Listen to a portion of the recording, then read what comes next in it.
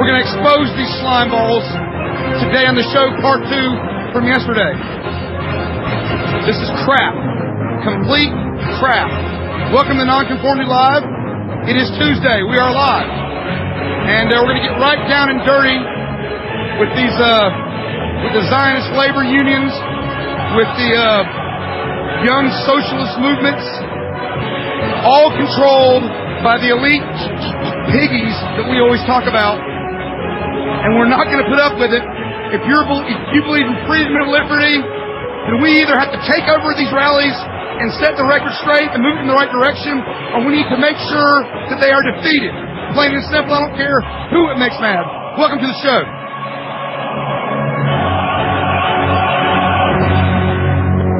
That's right. Nonconformity Live Tuesday edition. That is the Bulshavic marching song. And I'm surprised I haven't started playing that. Oh my God. You know, yeah, there are a lot of people in this thing that are good people, but it doesn't matter. Because the bottom line is that let's go into the facts of who started it. And like I said, we support protesting in front of the banks and the Fed and all that. So why don't we need to make sure that the real message is heard in the Fed, all that. We're going to go through the list of what people want to accomplish. Yeah, there's a few out there. They're saying the right things. But that is not the majority. And it's definitely not the people who started it. And we got the info on that today we're going to bring out in the show. All right? And it's important to understand this because, let me tell you, when the Bolshevik Revolution occurred in Russia, there were good people who were used by these Zionist scumbags to bring about Bolshevism. It didn't matter because they were turned on and they were duped.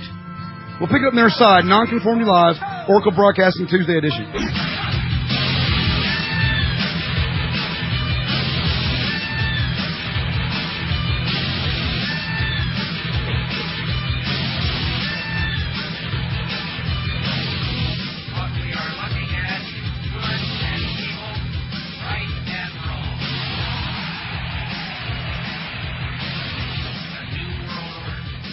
All right, welcome back to the show, Nonconformity Live, Tuesday edition. And look, there are a lot of good people involved in this. And like I said, I support protesting and being active in front of the banks, the Zionist scumbag criminals that have looted and robbed this country of trillions of dollars to the bailouts and all that. I totally support that argument. But here's what I do not support. And I will not ever on this broadcast ever support socialism and world government. And there's a difference here. And right now I'm looking at occupywallstreet.org, the website. All right?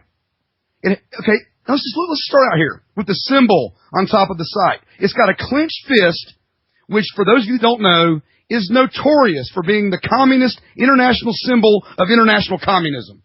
That's the logo they chose to have on their stinking site. And in red, because the communist colors are red, it says Occupy Wall Street. Well, that sounds like a real freedom-oriented site, starting off right at the bat. Now let's go to their proposed list of demands for Occupy Wall Street movement. Demand 1, restoration of a living wage. That sounds good, but how are you going to do it? You got to have government to do that. Demand 2, institute a universal, single-payer health care system. It's freaking Obamacare, man. That's socialism. Universal health care? I don't support that. That's crap. Every country that's been done, with the exceptions of some of the Norwegian countries, Scandinavian countries, it's been crap. It's rationing. It's a bunch of junk. Demand 3, guaranteed living wage income regardless of employment. Who the hell is going to pay that? The people working? The people that are already working, that aren't lazy, that don't have time to be professional protesters every day? Demand 4, free college education. Who's going to pay for that? I guess the same people that actually work and don't have the time just to eat Cheetos, hang out in chat rooms all day, and go to and be professional protesters. Demand 5, begin a fast-track process. A fast-track process. Where have we heard that before? Fast track was what they used to actually refer to free trade agreements in the past. It's a total socialist slogan. So it says, demand 5, begin a fast track process to bring the fossil fuel economy to an end. Okay, and I have no problem with that, but it's got to be phased out smartly. You just can't do it in one day and destroy what little jobs we actually have left in this country. Okay, demand 6. I love this. Demand 6, $1 trillion in infrastructure. Spending now. $1 trillion spending now. Okay, who's going to pay for that? We're already bankrupt. Demand 8. Demand 7. $1 trillion in ecological restoration. Environmentalism. Who's going to pay for that $1 trillion? I love this one. Demand 8. Racial and gender equal rights amendment. What the hell? We already have that. Give me a freaking break. That's just more whiny little pinko crap. Demand 9. Listen to this. Open borders migration. Yeah. Just go ahead and open the borders even worse than what they are now. And let just anybody come in the country. How stupid can you get? Demand 10. Bring American elections up to international standards of a paper ballot. I agree with that. But recounted from an independent, international, and party observer system? Who's going to do that? The United Nations? International. Get out of Dodge, man. Demand 11. Immediate, across-the-board debt forgiveness for all. Okay? Debt forgiveness of sovereignty. I have no problem with that. All right? Okay? I have no problem with that. I agree with that. Outlaw all credit reporting agencies. I might not have a problem with that either. That's okay. Demand 13. And I think it's funny that there's 13 demands here. Yeah. Really.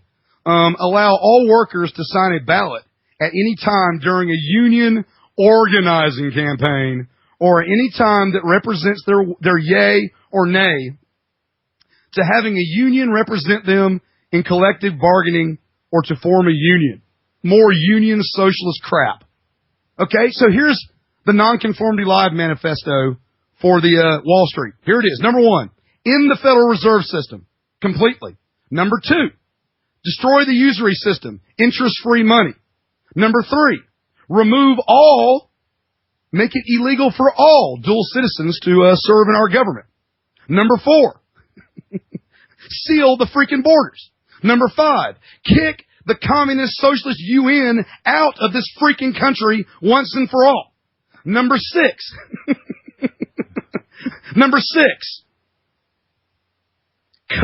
repeal the income tax completely. Get rid of the property tax completely. That'll shrink up the bureaucracies and get rid of the scumbags who sit in Washington, D.C. laughing their asses off at this ridiculous position of these people. Not all of them. There are good people there too, but these are the guys running it. Let's make it clear. So either, folks, you need to take this thing over and steer it in the right direction, or you're being duped. You're being duped into a socialist piece of crap movement that's going to empower the United Nations, that's going to empower internationalist organizations. All right? New World Order. New World Order. This show is about standing up against the, quote, New World Order, Zionism, internationalism, the protection of different cultures, of sovereignty for all nations.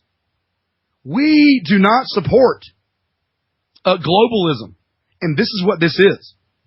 And if I was to support this, it would be going against almost everything that I know and believe in to be what's best for this country. And I will not support this piece of crap. This is toilet paper. This is toilet paper right here.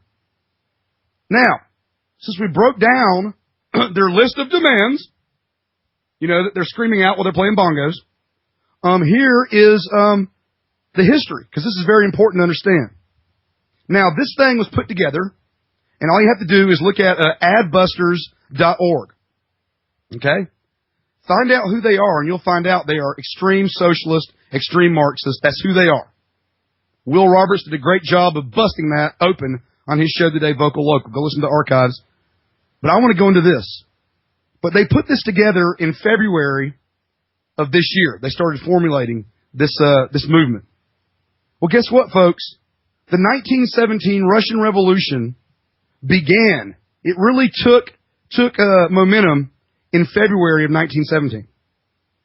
Okay? And the first major event of the Russian Revolution was the February Revolution, which was a culmination of people and causes that had legitimate issues they had with the czarist regime. And this was becoming a huge movement in the country. Just like we've seen with the truth movement, whatever you want to call it, freedom movement. But we've had people standing up and demanding real things in the Fed and that kind of thing. Anyway, they co-opted it by the Wall Street bankers' funding through communism. We'll pick up on their side and really get into this and break it down. Nonconformity Live Tuesday edition.